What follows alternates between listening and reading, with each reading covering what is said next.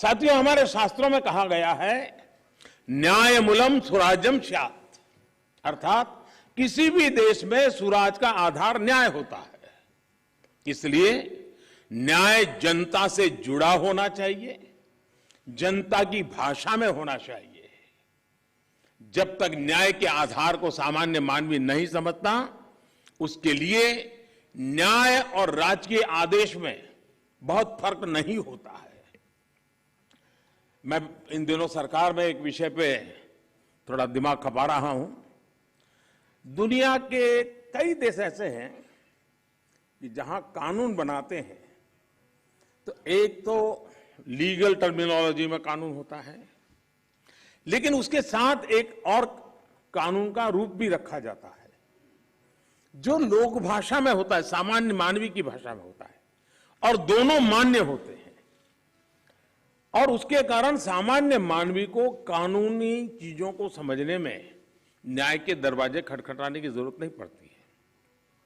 हम कोशिश कर रहे हैं कि आने वाले दिनों में हमारे देश में भी कानून एक पूरी तरह लीगल टर्मिनोलॉजी हो, लेकिन साथ साथ वही बात सामान्य व्यक्ति की समझ में आए उस भाषा में, और वो भी दोनों एक साथ असेंबली में या पार्लियामेंट में पारित हो, ताकि आगे चल करके सामान्य मानवी उसके आधार पर अपनी बात रख सकता है।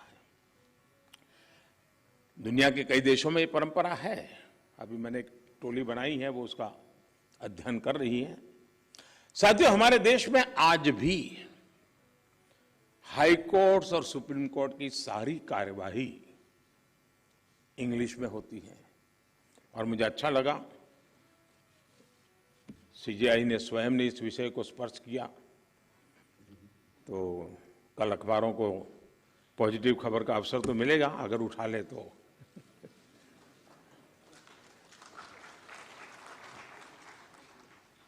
लेकिन उसके लिए बहुत इंतजार करना पड़ेगा। साथियों, एक बड़ी आबादी को न्यायिक प्रक्रिया से लेकर फैसलों तक को समझना मुश्किल होता है।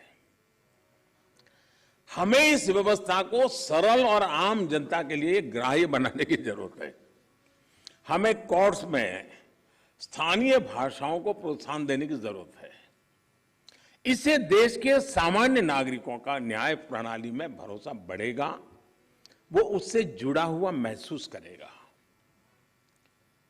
अब इन समय हम एक कोशिश कर रहे हैं कि टेक्निकल एजुकेशन और मेडिकल एजुकेशन मातृभाषा में क्यों नहीं होना चाहिए।